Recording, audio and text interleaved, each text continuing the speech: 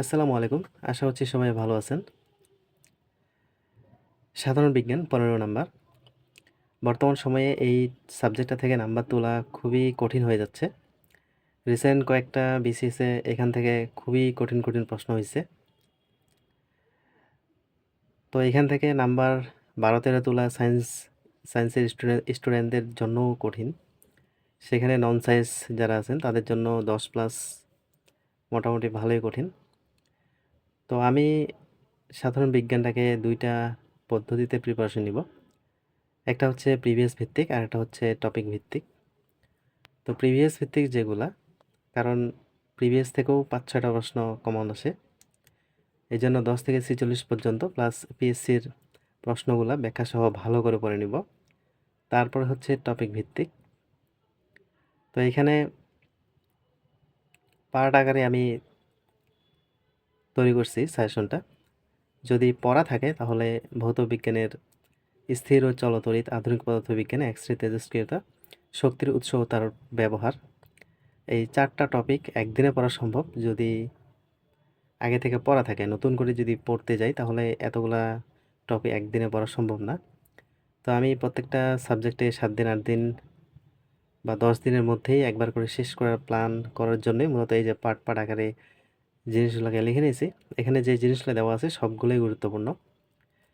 ভৌত বিজ্ঞানে এখানে পাঠ করছি 4টা, কারণ ভৌত বিজ্ঞানের মধ্যে পদার্থবিজ্ঞান, রসায়ন বিজ্ঞান 2টা বিজ্ঞান আছে এই জন্য। তারপরে সেকেন্ড দিনে রাখছি পদার্থের অবস্থা, অ্যাটমের গঠন। এখানে অ্যাটমের গঠনটা খুবই গুরুত্বপূর্ণ। অ্যাসিড, ক্ষার, লবণ, ধাতব পদার্থ, তাদের যৌগসমূহ, আলোর প্রকৃতি ও যন্ত্রপাতি, এই টপিকটা রিটেনেও আছে, গুরুত্বপূর্ণ খুবই। চৌম্বকত্ব, তড়িৎচৌম্বক, ট্রান্সফরমার, জারণ বিজারণ, তড়িৎ কোষ, তাপ ও তাপ গতিবিদ্যা, কার্বনের বহুমুখী ব্যবহার, আর হচ্ছে জৈব যৌগ। ভৌত বিজ্ঞান থেকে এই টপিকগুলাই সচরাচর গুরুত্বপূর্ণ, আর এগুলো থেকেই প্রশ্নগুলো আসে।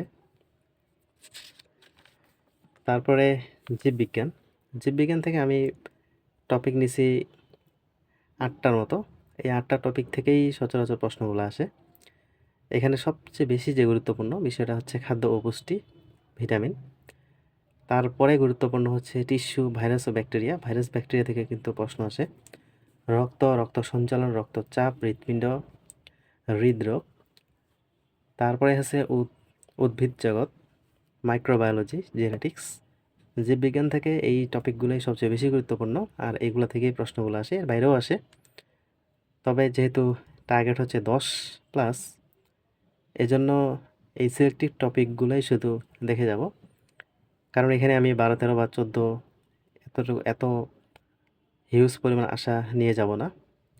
কারণ যেহেতু এখানে অনেক বেশি কঠিন হয়ে যায় প্রশ্নগুলা, সায়েন্সের স্টুডেন্টরাও এখানে অ্যান্সার করতে হিমশিম খায়।